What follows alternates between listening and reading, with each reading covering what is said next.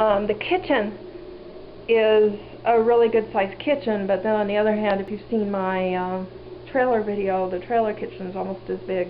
The only difference is the refrigerator. There's no RV refrigerator that's a propane fridge that's going to be large as a full size, but you know, it's a pretty good size, and that is one of the things that, you know, I'm not really trading off much, really. I'm trading off this much storage for more storage in the trailer. So I guess it's kind of an improvement there. The bathroom is very, very tiny, and I never liked the fact that it didn't have a tub, that it only has a shower. Well, the RV's only going to have a shower too, but being that I own it for so many hundred of dollars, eventually down the line I could change it to a tub. It's big enough that I could put probably a decent sized tub in it. So basically we're talking size-wise, the vanity counter here is a lot smaller, the medicine cabinet's smaller, the storage is smaller. So in the RV I'm going to have bigger space. And then the toilet and the shower are sandwiched into the small little room. So it's kind of a different situation there. So that's basically why I'm leaving, actually. I've only started on the list of why I'm leaving. Like, I'm doing a video now and it seems quiet, peaceful, wonderful. That's when it's quiet, peaceful, and wonderful. Now, there's a train that's very close to here, and for some reason the sound just carries it. When that train goes off, that's all you hear. It cuts through, and for me, it sends pain through my head and up and down my back. And if it were a couple times a day, that's not really, it's uncomfortable, but it wouldn't be enough to make me want to move. But there are days where it might go from 11 in the morning to 6 at night straight. Every 3 minutes you got another train blasting, and that noise and coming through. And even worse yet, there's sometimes it goes from midnight to 8 in the morning. So finally at 8 in the morning I turn in and go to bed because there was no sleeping with a blaring train going all night long. And you know, I'd start to get to sleep after about 5 minutes. There it came again. So there's a lot of heavy train action as well, and that is a huge thing. People ask me, they're like, how can you even stand to live here? Like, if it were me, I would have moved long ago. But it's a nice place. It's a place I'm grateful for. You know, you don't get places, little casitas every day. So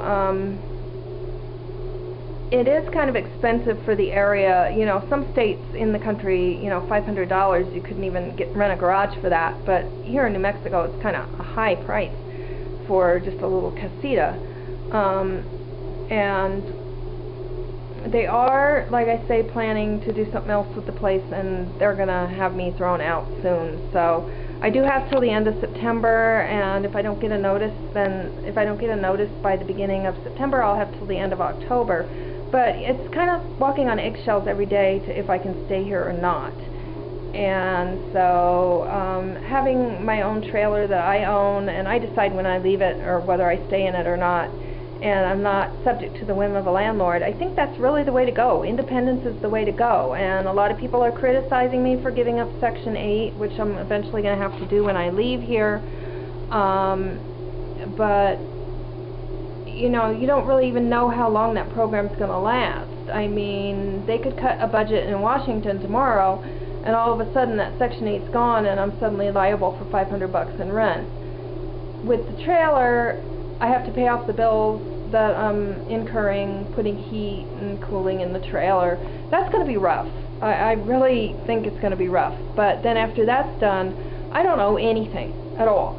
And what I'm going to be subject to is inexpensive space rent, because I'm going to find something that I can afford for space rent. And it's not going to matter. I'm not going to depend on anybody to pay anything. What gets cut off gets cut off, and I won't even know it's happening. Kind of like the power. If the power goes out, I'll only know when suddenly I turn the internet on and something isn't up, you know, away from my house. Or I try to call somebody and, you know, they're not in the office because the power went out. I'll have the solar and I'll be independent again. So I think that's really the whole crux of the thing, is to first be independent and provide and make sure that you have a safe place to live. And this really, truly isn't right now safe for me. I have several Wi-Fi networks that are very, very heavy, and if I spend much more time out, I end up having a mini stroke. So you can kind of see what I'm leaving and where I'm going, and stay with me for the journey. It's going to be a ride. This here that I'm showing you, I'm going to talk about kind of what I'm doing furniture-wise and paring down and all that. This little stand, it's a typewriter return, and I originally bought it to go with this chair from the door store. They were really, really expensive, but really, really beautiful to be a desk. And I used it as a desk. Right now it's a stereo table. I've used it as a kitchen table. And one thing, it's the perfect piece of tiny house furniture because it can be used as anything. It's got wheels, it can move, it's portable, you can wheel it around, put it against the wall, bring it out to the center of the room, use it as a table, a workstation, whatever. The little cubes, they can stack. You can make a wall unit with those cubes. I have 4 of them now. I'm trying to sell them, but they're not selling.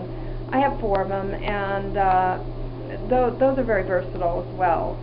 The TV stand and TV are going to have to go. It's an AC TV. It won't work on solar. And the bed is going to be coming with me. It's going to be able to hold stuff underneath, like the plastic containers will slide under there for clothes. The lamps and the tables, they'll eventually go, but for now they're going to go with me. They're actually not up for sale. The mirror is going to be sold. All the lamps are going to be sold. The keyboard and the stool I'm going to keep. The bookcase, the books are going to get packed away, and I'm going to have to pare through them, and that'll get sold. The bookcase, probably for just a few bucks, $5 or something. This will eventually get sold. It kind of all depends what decor I'm keeping too. I put this up for sale because it's very expensive. I kind of hate to part with it, but let me turn the light on. It's so dark in here. It's very expensive, and I hate to part with it, but you know, it's not really going to go with the decor that I'm really after. It's looking more and more, though, like I'm going to keep the black and gray and just kind of have to, you know, give up the gypsy bohemian decor as kind of a pipe dream, because without this stuff selling, I can't really move on, and I can try to sell it over in Tucson. The artwork is for sale. These 3 paintings, they used to be behind the couch. They're for sale. After I'm out of here, and you know, all my backup heating is gonna be sold. This whole stand of stuff here, all this junk is for sale. The lights, the coat, the clothes, the comforter in the bag, all this stuff on the table, the box of stuff, that's all for sale. That's for sale. I'm just really, really paring down, and then a lot of these clothes are going to get folded up and put in those plastic things because they're going to go under the bed. And I obviously do still need to pare down some things. I've gotten pretty much all of this, though, in other places I've lived that are under 240 square feet. So it has a lot to do with how well can you pack. What kind of innovative way can you think of storing it? Do you want to, you know, have it out big and flat, or can you roll it up and put it in a little side pocket? So it kind of has to do, it's a lot of organizing stuff, and sometimes I'm really good at that, other times I can't even think straight to do that. So it just all depends on how to do it. So I have a feeling my trailer is going to kind of look like a warehouse for a while. This can, I'm either going to keep or sell, I don't know yet. That I'm going to get rid of and kind of hide the trash somewhere, I don't really know. Again, I may just keep it all because I'm going to be, none of the black and gray stuff is selling. This bar table and stool, that's for sale. So really, even if I do keep the black and gray, one of these things is going to have to go, either the bar table and the stool or that typewriter return. I actually get more inquiries about the bar table because people want to buy a stand-up desk, and eventually somebody's going to come by that's the right height for that, and they're going to take it. So, but that's basically what's going on. I'm paring down, and the artwork should get a lot of money if I could sell it. I was offered $250 for this one when I lived in New York back in the early 90s. But I did have the modern, and it's a great piece. Unless I'm giving up modern, I really want to keep that piece. It's a great piece, but it is up for sale. So that's kind of the whole issue in a nutshell. Is that, you know, whether this thing sells is going to determine how I decorate my place. So for those of you that just can't stand the bohemian and they think that it's just too weird and a dumb idea, I might very well be keeping my black and gray. Matter of fact, that couch that has such an ugly print on it, that futon cover that's thrown over there, that black futon cover, I'm going to just take the scissors and slit the back of it open and slide the edges kind of like a sheet over that couch that's there now. So it's going to have a black